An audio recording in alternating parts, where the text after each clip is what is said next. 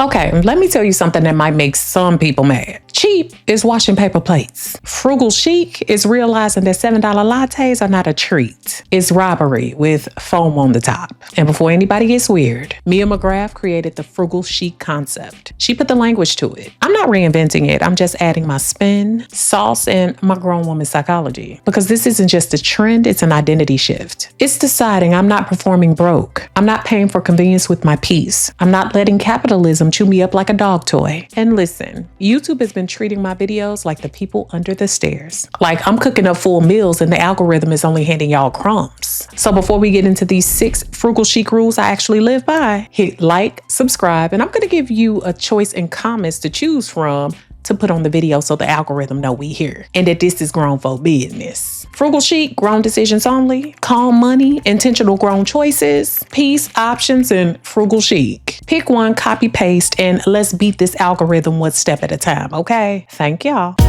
Dr. Nina, the girl next door, beautiful brown baby doll. All right, let's get into it. Rule 1. Frugal chic cuts what she doesn't care about. This rule sounds simple, but it's actually the hardest one. I came out swinging. This whole concept is ruthless about the things that we don't care about. And let me explain why this matters psychologically. When you spend money on things that you don't even enjoy, your brain doesn't get satisfaction, it gets irritation. That's when people say stuff like, where did my money even go? I worked too hard to feel this broke. Because a lot of times our spending isn't aligned with our values. So frugal chic doesn't ask, is this cheap? She asks, do I actually care? So an example, if you don't care about trendy makeup drops, you shouldn't be spending emotional energy or money while chasing them just to say you got it. And that applies to a lot of things. But if you care about your home feeling safe and feeling calm, your food tasting good, your body being taken care of, that's where your money resides. And once you stop funding a lot of the things that you don't care about, you suddenly have a lot of room for the things that you do. That's not budgeting, that's self-respect. Rule 2. This whole concept mixes highs and lows on purpose. This rule is where the people get it wrong, where people mess up, because they think that things like frugal means cutting everything short. Okay, and I did say short. No ma'am, no sir. It means allocate with intention. This means understanding cost per use intuitively. We know what stays with us and what disappears down the drain. So yes, your girl uses drugstore basics all day long. A cleanser is great and it's on my face for 90 seconds. So it does not need to be $60 for a month. It don't even need to be that much. Vanity cream me all day. But a serum, that's sitting on my skin for a while doing the work. That might get a nice little upgrade. And this applies to everything for me. Shoes you wear weekly, worth it. Something trendy you'll forget exists in 6 weeks? Absolutely not. This concept doesn't buy hype. You're not trying to buy hype. You're buying longevity. And that mindset alone saves people thousands. And that's without them even feeling deprived. Rule number 3, insource maintenance and quiet luxury. This is my favorite rule in my life because it's misunderstood. This doesn't mean I need to outsource my entire appearance. I maintain myself. Y'all know I do my own body waxing, brow tinting, skin masks, RF skin tightening devices, and I take care of my hair in between my 3-month-long stints for salon visits. And my nails and my toes, I get done every 3 weeks. In between, I'm taking care of it as much as I can. And yes, I see my stylist every 3 months and she's worth every penny. But the real glow up, it's what happens in between those appointments. And here's the psychology. Emergency maintenance creates panic spending. Let that settle. When you wake up feeling undone, you spend to fix the feeling. And frugal chic really avoids that. We get systems, we get routines, we have control, self-control, and nothing, I mean nothing, feels more luxurious than not scrambling.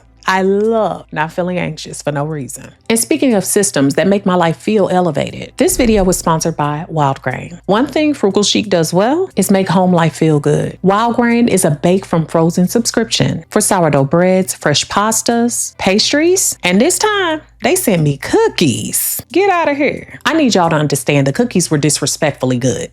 Just like the croissants, okay? This is food that feels intentional. Real sourdough, slow fermented, simple ingredients. Everything goes from freezer to oven, no thawing. And suddenly your random Tuesday feels like a moment. And that's Frugal Chic. Not flashy, not complicated, just quietly elevated. They have gluten-free, vegan, and protein boxes. And with every box, they donate 2 meals to food security nonprofits. And y'all know I love that. Use my link, wildgrain.com/Nina, and my code NINA for $30 off your first box plus free croissants for life. Did y'all hear me? For life. Rule number 4, we take care of what we already own, okay? Not what we want, what we own. This rule really changes how expensive my life feels. This is not about keeping on replacing. It's about maintaining what we currently have. Steam your clothes or iron them. Depil your sweaters and get them little balls off of there that's been on there since the 5th grade. Stop it. Clean your shoes. Wipe them off when you wear them. Replace a button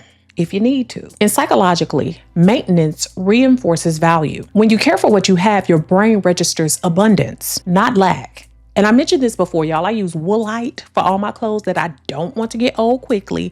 I love that. My soror Lindsay put me on years ago, and I've used it ever since. And they have the dark and the light version. I keep telling y'all. And if stuff ain't stinking, you ain't got to wash it every 5 minutes. You don't, okay? No. And when you think in abundance and not lack, that reduces impulsive buying. So no, friend, you don't need a new wardrobe. First off, you need to get that depiler and just start getting all them little lint balls off of everything so you can actually see the clothes you have. Yeah, I came for your neck. Like I said, you need 5 minutes and a little lint roller. You'll be good as new. Rule number 5, we're going to have those hobbies that don't cost our peace. You know, strangely enough, here and in my email box, which I do answer a lot of times or answer you through my email list, I usually get people asking questions like, how do I even start a hobby? How do you even know what your hobby is? I don't feel like I've ever had a hobby, and I understand that. This rule usually makes people very uncomfortable because it exposes the real issue. Most people don't overspend because they're irresponsible. They overspend because they're bored, overstimulated, or even emotionally fried. So shopping actually replaces hobbies or time doing other things that we like to invest in, and it becomes a coping skill.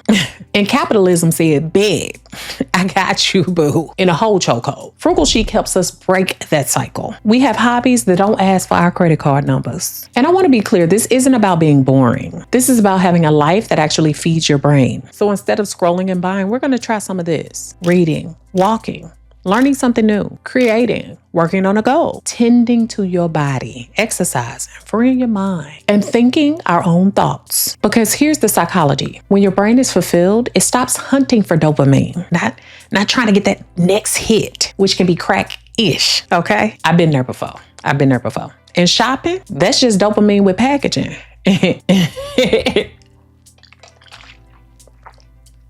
Once you give your mind real stimulation, the urge to buy fades. You don't need another haul. You need engagement with your own life. And that's why we don't shop for entertainment. We build, we learn, and we live. And then spending, we take back that power and it becomes intentional again. Chokehold of capitalism released. Rule number 6, we don't buy peace. We protect it. This rule right here is going to save you the most money and the most resentment. Frugal Chic is not ashamed of her boundaries. She doesn't spend money to avoid discomfort. We don't say yes just so we can be liked. We don't overextend just to seem easygoing. We done with that. Because spending money to keep the peace is the most expensive habit there is. And it shows up like this, just in case you wanted to know whether or not it's sneaking up on you or if you're there. Going places you don't want to be. Baby, I stopped going to the clubs and everywhere else in my mid-20s, very frequently, absolutely stopped. Buying gifts out of obligation, saying yes when your body is screaming no. Keeping up with people whose lifestyles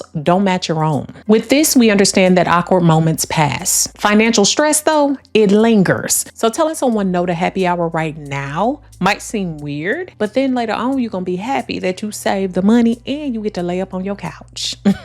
Which, you know, in the area where you've made peaceful and happy your home. So these are the things we're going to start taking into 2026, right? That's not in my budget right now. I'm sitting this one out. That doesn't align for me. No over-explaining, no guilt spirals, no apology tour. And the wild part, people quickly adjust. The ones who respect you stay. The ones who don't, that probably wasn't your tribe, no way.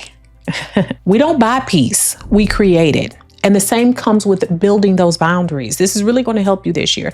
Not only is it going to help you, but I also have a clickable resource for you, my boundary setting workbook, which is really helpful for this. But it gives you ways to script out how to say no in kind ways. And I'll tell you, you'll be tried even by family, by friends, by other people. I remember being told things like, you got it, you can pay it, you can do it. It's so funny how people can plan out your stuff and don't even plan out their own. Can I get an amen, a like, or a comment about that? We're going to build boundaries and we're going to kindly say, I digress. I'm not going to go that way. But thank you so much for the kind invite, or thank you so much for the invite to spend on you, but I'll pass. So y'all, this whole process that we're entering into in 2026 isn't about deprivation. It's about intentional living with standards and boundaries. And I want to know, comment, I'm frugal because, or I'm frugal chic because, and finish the sentence. And I ask you to like the video, share it with someone who can use it, and subscribe. Especially share it with people who are tired of performing financially. Looking rich is loud, but living with peace, options, and standards, that's frugal and chic. And once you feel it, you'll never go back. Dr. Nina signing out. Peace.